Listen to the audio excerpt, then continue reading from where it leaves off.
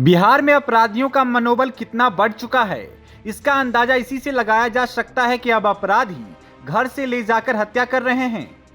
दरअसल मधुबनी जिले के बेनीपट्टी थाना के बसैठ में भी कुछ ऐसा ही हुआ है।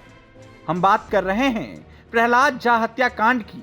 प्रहलाद झा की चिता की अग्नि भले ही ठंडी हो गई हो, लेकिन उसके दिव्यांग माता पिता के आंखों से आंसू अभी भी बार बार झलक रहा है, मानो उनके अंदर से आंसू सैलाब ला देगी। स्थानीय लोगों में भी घटना को लेकर आक्रोश है।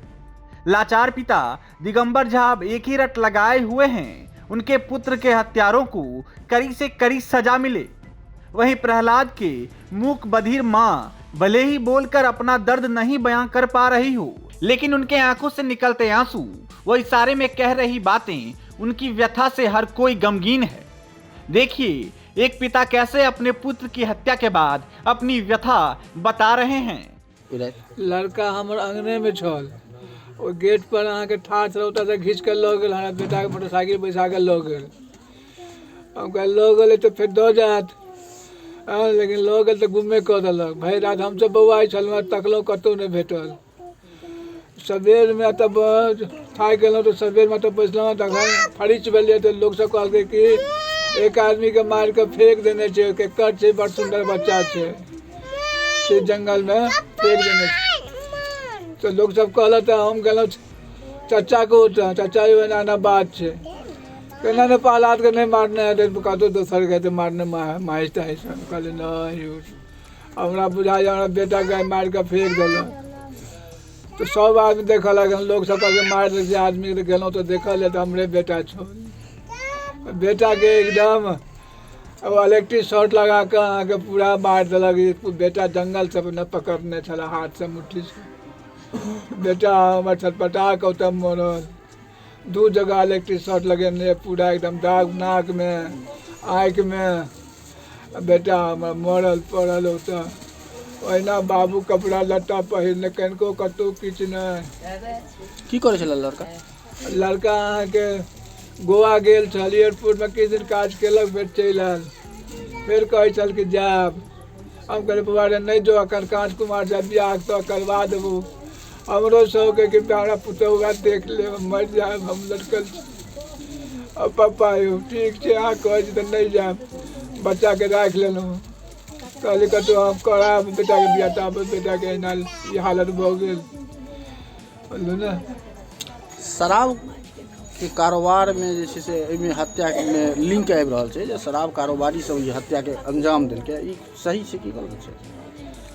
शराब हाँ, जे लऽ गेल रहे से सब शराब के कारोबार करे छै। हाँ शराब नहीं 2 आदमी शराब के काज करिए।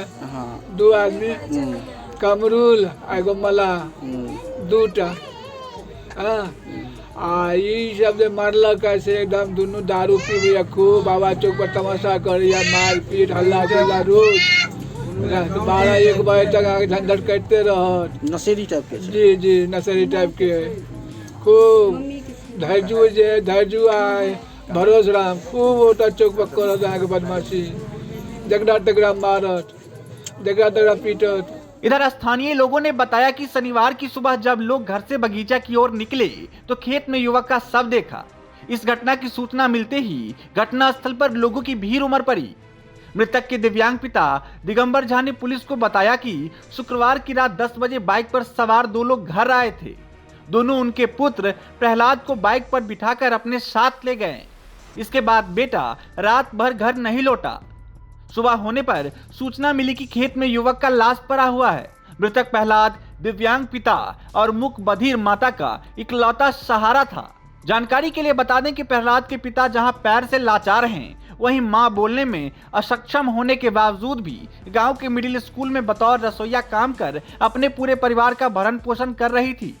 इस प्रयास में उसे अपने पुत्र के रूप में भविष्य भी दिख रहा था, लेकिन पुत्र के हत्या हो जाने से उस मां की भविष्य भी अब गर्त में चली गई।